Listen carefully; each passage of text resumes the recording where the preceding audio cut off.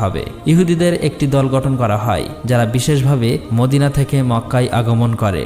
মক্কায় গিয়ে তারা জানতে পারল আব্দুল্লাহর ঘরে কোনো সন্তান জন্ম নেননি। এই সংবাদ পেয়ে তারা খুব খুশি এবং নিশ্চিত মনে মদিনায় ফেরত গেল। মদিনা থেকে শাম পর্যন্ত যেখানে যত ইহুদি বসবাস করত সবার কাছে এই সুসংবাদ পৌঁছে দেওয়া হলো। সবাইকে বলা হলো আমাদের উপর যে বিপদের আশঙ্কা ছিল তা দূর হয়ে গেছে।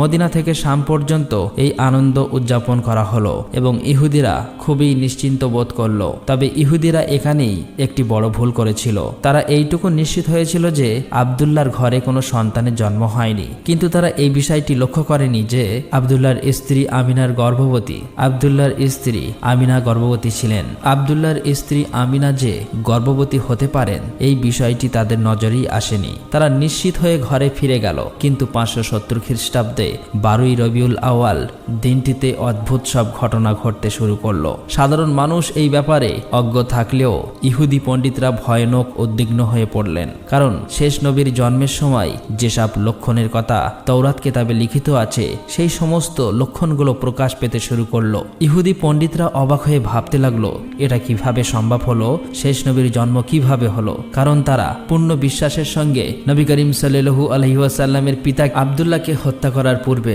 তারা বেশ কয়েকবার তাকে পরীক্ষা করেছিল। তারা নিশ্চিত হতে চেয়েছিল এই আব্দুল্লাহর ঘরেই শেষ নবীর আগমন হবে কিনা। প্রতিটি পরীক্ষার ফলাফল এতটাই বলছিল যে এই আব্দুল্লাহর ঘরেই শেষ নবীর আগমন ঘটবে। সেই আব্দুল্লাহ তো ইন্তেকাল করেছেন, তবে এটা কেমন করে হলো এটাই ইহুদি পণ্ডিতরা বুঝতে পারছিলেন না। তারা অবাক হয়ে আলোচনা করছিলেন আব্দুল্লাহর ঘরে তো সেই শিশুর জন্ম হয়নি। এখন যদি অন্য কারো ঘরে এই শিশুর জন্ম হয়ে থাকে তবে এটা আরো ভয়ঙ্কর ব্যাপার হবে, কারণ এটা তৌরাত গ্রন্থের বিপরীত হয়ে যাবে।